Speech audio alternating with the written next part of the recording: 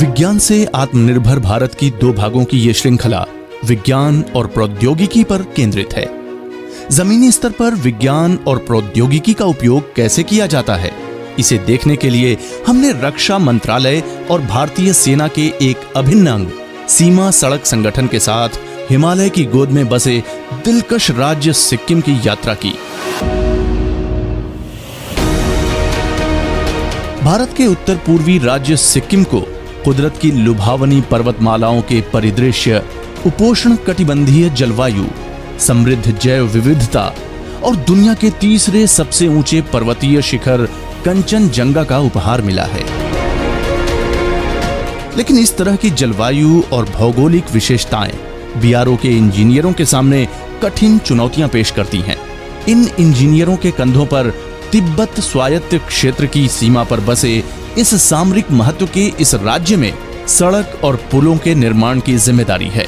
साथ ही उन्हें पूरा साल दुनिया के कुछ सबसे ठंडे और ऊंचाई पर बसे हमारे सैनिक ठिकानों के लिए सुलभ बनाना है। वेलकम टू विज्ञान से आत्मनिर्भर भारत के हमारे इस शो में आपका स्वागत है। इस श्रृंखला में हम सीमा सड़क संगठन के साथ सिक्किम पर एक विशेष नजर डालेंगे। ये भारत का एक प्रमुख संगठन है जो सबसे कठिन और नाजुक पर्वतीय क्षेत्रों, रेगिस्तान और अन्य स्थानों में भी काम कर रहा है। इस एपिसोड में हम देखेंगे कि विज्ञान और प्रौद्योगिकी का लाभ किस तरह उठाया जा रहा है और कैसे सिक्किम में स्वास्थ्य परियोजना के तहत सीमा सड़क संगठन देश के कुछ सबसे कठिन पर्वतीय क्षेत्रों में सड़कों और पुलों को अपग्रेड कर रहा है। तो चलिए बीआरओ के साथ सिक्किम की अपनी ये यात्रा जारी रखते हैं। इस एपिसोड में हम गहराई से जानेंगे कि कैसे भारत की सेनाएं सिक्किम में सीमा सड़क संगठन की स्वास्थ्य परियोजना के तहत सड़कों और पुलों का निर्माण कर रही हैं और नई तकनीकों से पुलों के आकार और भार क्षमता को उन्नत बनाने के लिए काम किस प्रकार कर रही हैं। कैसे नई सामग्री और निर्माण की तकनीकें पहाड़ों के धंसने वाले क्षेत्रों को स्थिर बनाने के लिए इस्तेमाल की जा रही हैं। हम उत्तरी सिक्किम के मुंशी थांग की यात्रा भी करते हैं, जहां बीआरओ ने 4 महीने के रिकॉर्ड समय में तीस्ता नदी पर 360 फीट का बेली सस्पेंशन ब्रिज बनाया है। पहले इसी स्थान पर बना 180 फुट लंबा पुल बादल फटने से बाढ़ के कारण क्षतिग्रस्त हो गया था। भारत के उत्तर पूर्व में खासकर सीमावर्ती राज्यों के बुनियादी ढांचे को बेहतर बनाने के महत्व को कम नहीं किया जा सकता, क्योंकि इससे न केवल स्थानीय लोगों को आर्थिक अवसर मिलते हैं, बल्कि इससे हमारे देश की सैन्य तैयारी और ताकत भी बढ़ती है। इसके अलावा भी विज्ञान से आत्मनिर्भर भारत में काफी कुछ देखिए केवल इंडिया साइंस पर।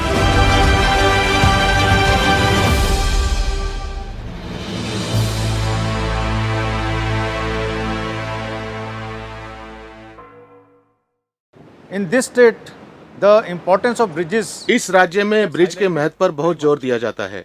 सिक्किम में बीआरओ लगभग 72 ब्रिज पर रख रखाव कर रहा है और कई ब्रिज बना रहा है, और ये जरूरी भी है क्योंकि यहाँ का मौसम और इलाका ऐसा है कि ब्रिज जल्दी तैयार होने चाहिए।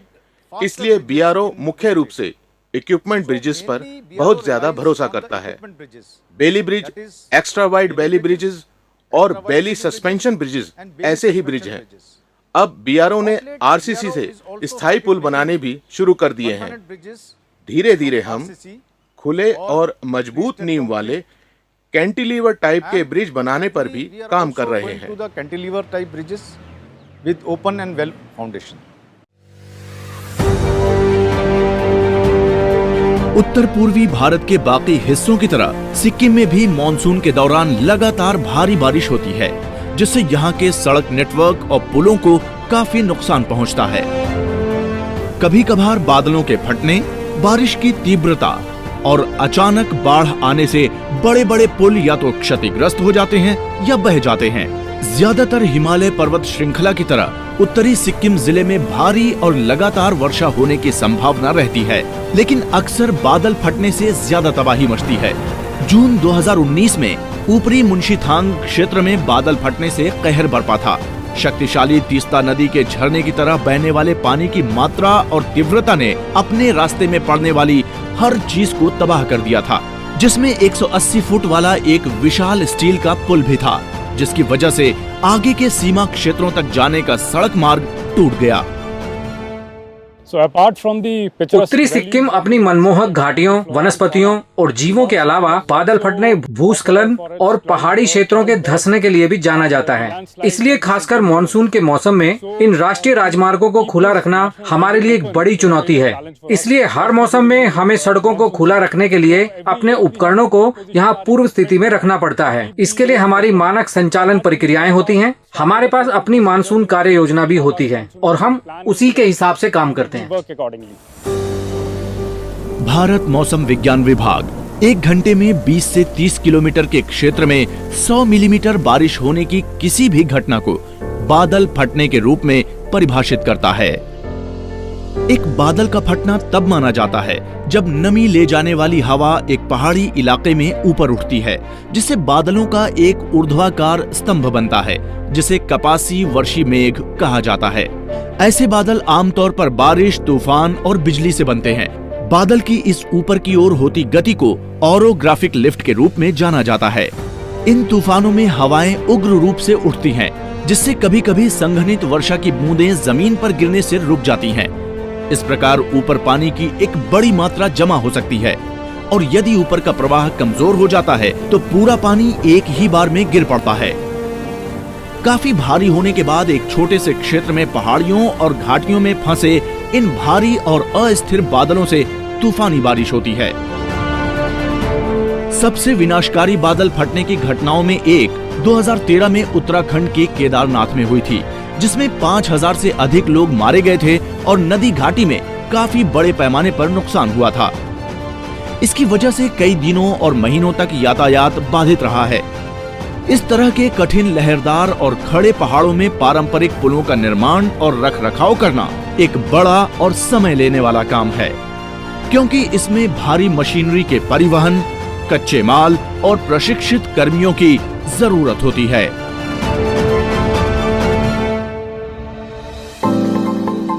ऐसे समय में इन चुनौतियों से निपटने के लिए सड़क नेटवर्क को 24 घंटे खुला रखने का महत्वपूर्ण मिशन बीआरओ और राज्य प्रशासन के अधिकारियों के लिए एक बड़ी चुनौती है।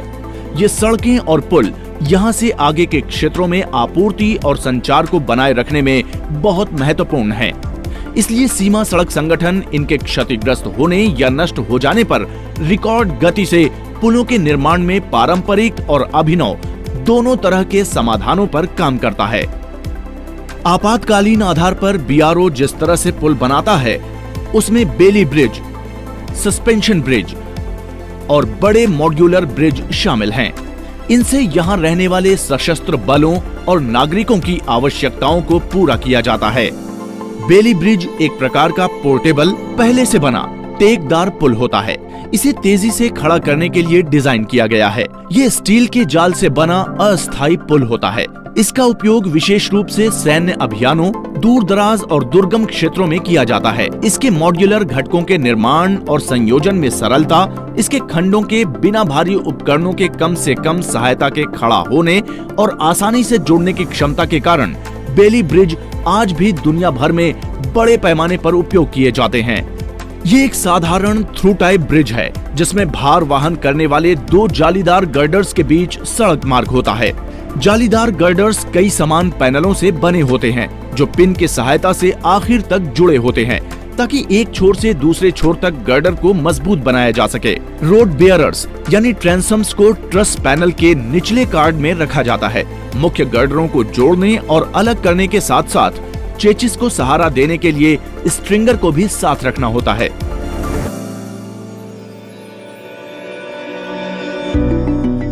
इस पुल की अवधारणा 1940 में अंग्रेज इंजीनियर सर डोनाल्ड बेली द्वारा पेश की गई थी। बेली ब्रिज का मकसद एक अस्थायी पुल प्रदान करना था, जो युद्ध की परिस्थितियों में तेजी से और बिना मशीनों के तैयार किया जा सके, तथा ये पुल भारी टैंकों और अन्य मशीनरी के भार को सहन कर सके। हल्के और पहले से निर्मित स्टील के घटकों से बनने वाले इस पुल के हिस्से को आसानी से ढोया जा सकता है और सेना के कुछ इंजीनियरों द्वारा कुछ सरल उपकरणों से इसे जोड़कर एक पुल की शक्ल दी जा सकती है। उदाहरण के लिए एक गर्डर पैनल 10 फुट लंबा और पिन से पिन के बीच 4 फुट 9 इंच ऊंचा और वजन में लगभग 300 किलो का होता है। कहा जाता है कि बेली ब्रिज ने द्वितीय विश्व युद्ध में एक महत्वपूर्ण उपकरण के रूप में कार्य किया था। बेली ब्रिज मॉड्यूलर पुल निर्माण के शुरुआती रूपों में से एक था और इसने युद्ध के समय अस्थायी पुलों की चुनौतीपूर्ण मांग को पूरा करने में एक अभिनव समाधान के रूप में कार्य किया।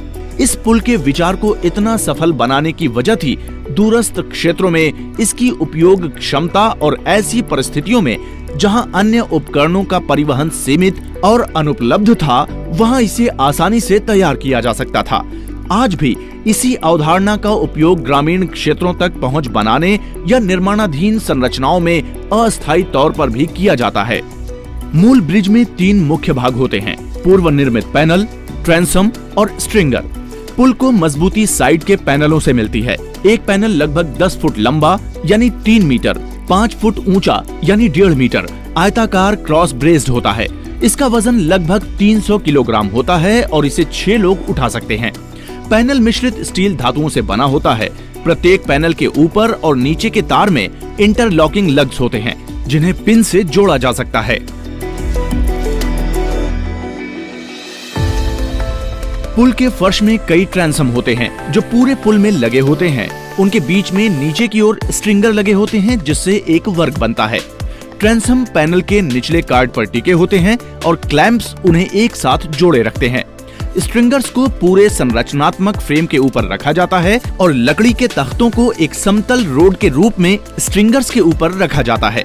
बाद में लकड़ी के तख्तों को स्टील की प्लेटों से ढक दिया जाता है, जिसकी वजह से उन्हें टैंक, ट्रक और भारी वाहनों से कम नुकसान पहुंचता है। इस तरह से निर्मित पुल की प्रत्येक इकाई 10 फुट लंबा यानी 3 मीटर खंड बनाती है, जिसमें 12 फुट चौड़ा यानी 3.7 मीटर रोड बेड होता है। एक सेक्शन के पूरा होने के बाद इसे रोलर्स की सहायता से ब्रिज हेड तक ले जाया जाता है और इसके बाद इसके पीछे बने दूसरे सेक्शन को फिर दोनों को पैनल के कोनों में बने छेद में पिन से एक साथ जोड़ा जाता है। 3 पैनल साथ साथ और उनके ऊपर 2 ऊंचे पैनलों से बना बेली ब्रिज 200 फुट यानी 61 मीटर की लंबाई तक टैंकों का वजन झेल सकता है। साइड पैनल के बाहर की तरफ फुटवे बनाए जा सकते हैं। साइड पैनल पैदल और यातायात के बीच एक प्रभावी दीवार का काम करते हैं, जिससे पैदल यात्री सुरक्षित रूप से पुल का उपयोग कर सकते हैं। Bailey bridge is an engineering marvel. Bailey bridge engineering का एक चमत्कार है। हम लगभग 200 फुट लंबा एक पुल तैयार कर सकते हैं जो 70 टन तक का भार उठा सकता है। उदाहरण के लिए यह बेली ब्रिज ट्रिपल डबल है। ट्रिपल डबल से मेरा मतलब है कि इसके 2 खंड हैं, एक नीचे और दूसरा ऊपर यानी डबल, और ट्रिपल से मेरा मतलब है प्रत्येक खंड में 3 पैनल हैं। तो इस पूरे खंड में लगभग 12 पैनल हैं, जिन्हें नीचे 4 ट्रांसम सहारा देते हैं और पैनलों के वजन को वितरित करते हैं। इस ब्रिज को 1 सप्ताह में लॉन्च किया गया था। जैसा कि आप देख सकते हैं, इस पर यातायात चल रहा है। यह ब्रिज इसलिए खास है क्योंकि इसे बहुत ही कम समय में लॉन्च किया जा सकता है और यह 70 टन तक के वजन को आसानी से संभाल सकता है। सिक्किम जैसे सामरिक रूप से महत्वपूर्ण इलाकों में अलग अलग जलवायु और भूवैज्ञानिक परिस्थितियों के कारण जहां पारंपरिक पुलों का निर्माण और रखरखाव जोखिम भरा है, वहीं बेली ब्रिज सुनिश्चित पहुंच बनाने के लिए सही समाधान साबित हुए हैं। कई वर्षों से सेना के इंजीनियरों और बीआरओ ने कई नवाचार किए हैं और बेली ब्रिज की क्षमता को नए पुलों के अनुरूप बढ़ाने पर काम किया है, जिनका उपयोग 70 टन तक के वाहनों द्वारा किया जा सकता है। इन्हें क्लास 70 ब्रिजेस कहा जाता है और इसीलिए ये ब्रिज 70 टन के वजन को आसानी से वहन कर सकते हैं। फिर चाहे वो 60 टन वाले अर्जुन टैंक हों या T90 भीष्मा टैंक हों, ये आसानी से इस पुल को पार कर जाते हैं। इस क्षेत्र में मौजूदा सुरक्षा स्थितियों और सेना की आवश्यकताओं को देखते हुए हम इस AOR में सभी पुलों को अपग्रेड करने का काम करना चाहते हैं और हमें इसे काफी कम समय में करना है। तो बेली ब्रिज इसका सबसे व्यवहारिक समाधान है। हम जितनी जल्दी हो सके उतनी जल्दी ज्यादा से ज्यादा पुलों को अपग्रेड कर सकते हैं और हम उन्हें एक अतिरिक्त चौड़ाई में अपग्रेड कर रहे हैं। साथ ही साथ हमें इनके 70 टन के भार संभालने की क्षमता को भी ध्यान में रखना होगा। इसलिए हम सभी पुलों को अपग्रेड कर रहे हैं और बेली ब्रिज हमारी पहली पसंद इसलिए हैं क्योंकि इन्हें आसानी से और जल्दी लॉन्च किया जा सकता है। And also they're quickly launched.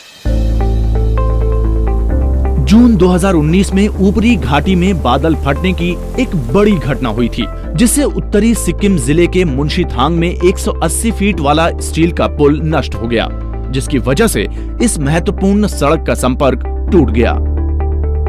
So what happened was that after the earlier पुराने पुल के बह जाने के बाद दोनों किनारों के बीच की दूरी 180 फीट से बढ़कर 300 फीट से भी अधिक हो गई है। अब जब चौड़ाई 200 फीट से ज्यादा है तो इसके लिए सामान्य बेली ब्रिज नहीं बना सकते, इसलिए हमने यह अधिक चौड़ाई वाला बेली सस्पेंशन ब्रिज बनाया। तो इससे इसका भार वर्गीकरण 40 टन हो गया है। जब हम रीइंफोर्समेंट का उपयोग नहीं करते हैं तो यह 24 टन होता है, पर अब जब हमने रीइंफोर्समेंट का भी उपयोग किया है, इसलिए इसकी भार क्षमता 40 टन तक बढ़ जाती है।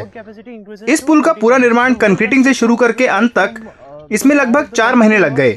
मुझे लगता है कि यह एक टीम का प्रयास था जिसमें हर किसी ने अपना अच्छा सहयोग दिया है। team effort by everyone and it really paid off well. पानी की तीव्रता ने दोनों किनारों के बीच जलस्तर और अंतर को भी बढ़ा दिया, क्योंकि इसके किनारे भी बह गए थे। So I'm on the Munshi. इस समय मैं तीस्ता नदी पर बने मुंशीथांग ब्रिज पर हूँ। ये गैंगटोक से लगभग 100 किलोमीटर की दूरी पर है। तो ये ब्रिज खास क्यों है? ये एक बेली ब्रिज है जो सिक्किम का सबसे लंबा 360 फुट का ब्रिज है और ये 4 महीने में बनाया गया था। अचानक आई बाढ़ ने पहले वाले बेली ब्रिज को नष्ट कर दिया था, जो अभी भी इस ब्रिज के ठीक नीचे पड़ा है। नए ब्रिज को रिकॉर्ड समय में बनाया गया था। यहीं सीमा सड़क संगठन के इंजीनियरों की विशेषज्ञता दिखती है। आइए समझते हैं कि बेली ब्रिज क्या है और ये न सिर्फ भारत बल्कि दुनिया भर के पर्वतीय क्षेत्रों में इतना महत्वपूर्ण क्यों है। And around the world actually. एक सस्पेंशन ब्रिज में एक केबल सपोर्ट सिस्टम होता है जो 2 टावरों के बीच ब्रिज के वजन को बांटता है। केबल के तनाव बल को खंभों में संपीड़न बल में परिवर्तित कर दिया जाता है, जो जमीन तक जाता है। हर तरफ एक समान दबाव पड़ने से उल्लेखनीय संतुलन बना रहता है, क्योंकि ब्रिज का डेक इसे अंदर की ओर खींचता है। ब्रिज को सहारा देने वाली केबल्स टावरों के एंकरेज तक जुड़ी होती हैं, जो कंक्रीट ब्लॉक या ठोस चट्टान के होते हैं। एंकरेज का काम टावरों को उसी बल से बाहर की ओर खींचना है जिसे ब्रिज का डेक उन्हें अंदर की ओर खींचता है। पारंपरिक कंक्रीट के पुलों की तुलना में सस्पेंशन ब्रिज की लागत कम होती है और ये लंबे समय तक चलने वाले पुल बनाने का व्यवहारिक समाधान है। केबल पहले से निर्मित पैनल और एंकरेज जैसी केवल 3 बुनियादी आवश्यकताओं के साथ इन पुलों के कम से कम रखरखाव की आवश्यकता होती है और ये पुल पहाड़ी और भूकंप संभावित क्षेत्रों के लिए सबसे उपयुक्त हैं। सिक्किम भूकंपीय क्षेत्र 5 में आता है, इसलिए ऐसे पुल कंपन और भूकंप के द्वारा ज्यादा लचीले साबित होते हैं। इस 360 फुट लंबे बेली सस्पेंशन ब्रिज का निर्माण अक्टूबर 2019 में शुरू हुआ और जनवरी 2020 में पूरा हुआ। बीआरओ ने इस मिशन को 3 महीने के रिकॉर्ड समय में पूरा किया। मूलभूत विकास परियोजना में ब्रिज तक पहुंचने के लिए सड़कें बिछाना भी शामिल था, जिसे 21 मार्च 2020 को यातायात के लिए खोला गया था।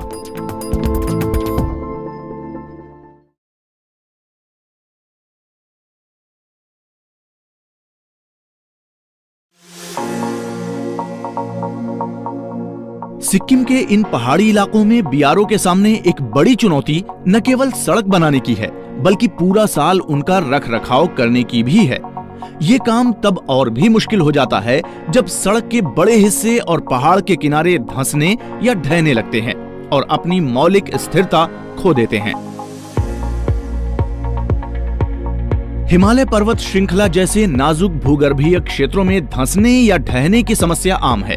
ये वर्षा जल के अंतःस्यंदन, तापमान में भिन्नता, पृथ्वी की भूकंपीय गतिविधियों और यहाँ तक कि मानवीय गतिविधियों का परिणाम है। सिक्किम में तीव्र बारिश के परिणाम स्वरूप बड़े सतही अपवाह होते हैं, जो विखंडित और खंडित ढलानों के माध्यम से रिसते हैं। इससे मिट्टी के कटाव की प्रक्रिया बढ़ जाती है, जिसके परिणाम स्वरूप अक्सर ये ढह जाती हैं, जिसे हम ग्राउंड लेवल कहते हैं। पूरी पहाड़ी घर और सड़कें धंसने लगते हैं या नीचे की तरफ ढहने लगते हैं। नीचे की नरम मिट्टी इनका भार सह नहीं पाती, जिसकी वजह से व्यापक नुकसान होता है। हम एक ऐसी जगह पर खड़े हैं जो पहले एक सिंकिंग जोन था। सिंकिंग जोन एक ऐसा स्थान है जहां अपस्ट्रीम और डाउनस्ट्रीम का स्तर समान होता है और पर्याप्त मात्रा में पानी की निकासी नहीं होने के कारण मध्य भाग धंस जाता है। हिमालय के कई क्षेत्रों में बोल्डर और चट्टानें जो ढीले मिट्टी के जमाव में अंत स्थापित और आपस में जुड़ी रहती हैं, पानी के संपर्क में आने के बाद पोर प्रेशर बनाती हैं और इसकी वजह से मिट्टी की परतों में रिसाव होता है। इस रिसने की क्रिया के परिणाम स्वरूप इन परतों से तलछट हट जाते हैं, जिससे मिट्टी खिसकने लगती है और गुरुत्वाकर्षण के प्रभाव में ढलानों पर मिट्टी ढहने लगती है। ये एक ऐसी जगह बन जाती है जहां विशाल शिलाखंडों और चट्टानों के साथ साथ पूरी पहाड़ी धंसने लगती है।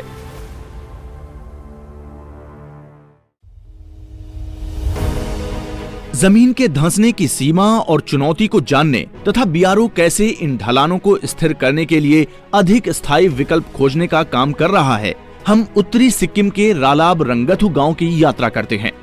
यहाँ पूरी सड़क का हिस्सा वनस्पति से भरपूर ढलान वाले क्षेत्रों के साथ साथ धंस रहा है।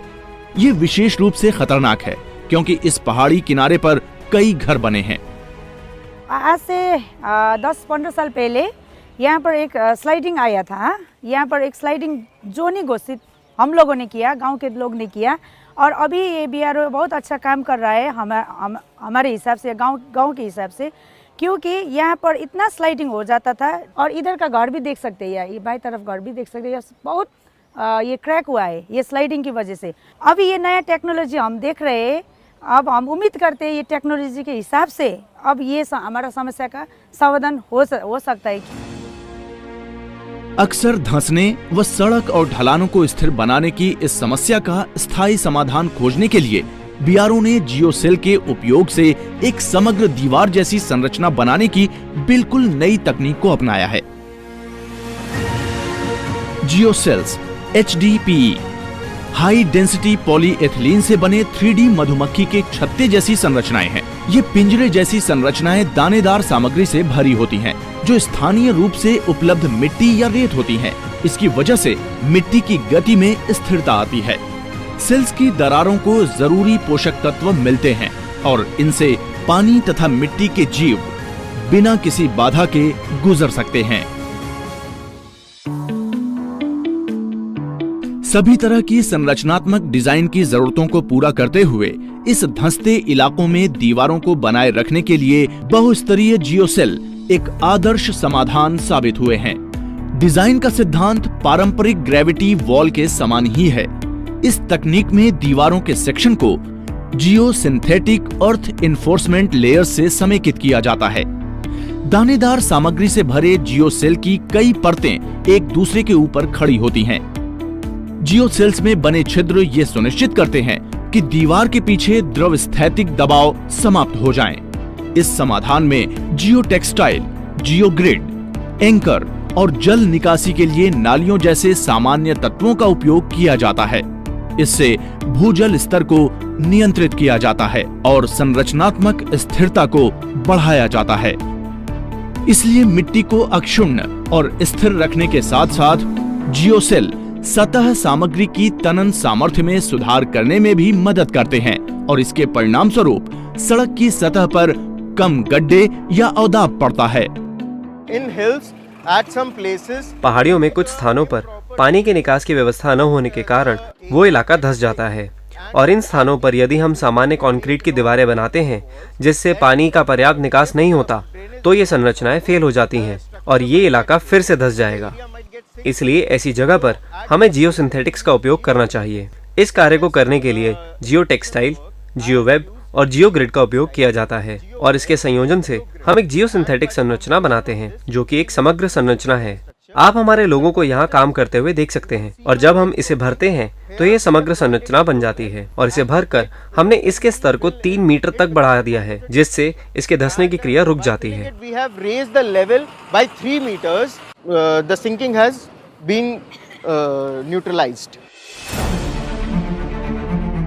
सिक्किम में सीमा सड़क संगठन और इनकी core unit general reserve engineer force के अनुकरणीय कार्य को न केवल बेहतर बुनियादी ढांचा प्रदान करने बल्कि रोजगार के अवसर प्रदान करने के मामले में भी इसकी राज्य सरकार द्वारा सराहना की जाती है।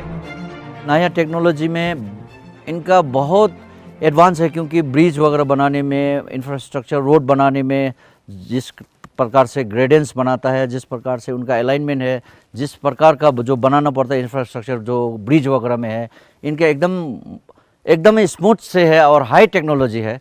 और विद इन हम लोग को महसूस ही नहीं होता है कि कब बना दिया, ऐसा लगता है हम लोग को।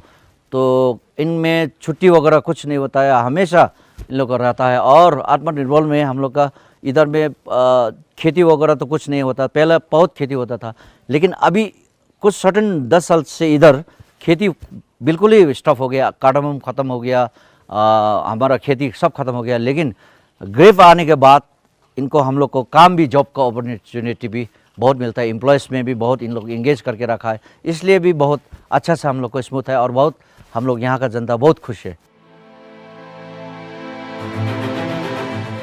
सीमा सड़क संगठन और उसके इंजीनियर नई सामग्री, प्रौद्योगिकियों और तकनीकों के उपयोग से सिक्किम जैसे नाजुक पारिस्थितिकी तंत्र वाले इलाकों में सड़कों और पुलों के निर्माण को फिर से शुरू कर रहे हैं।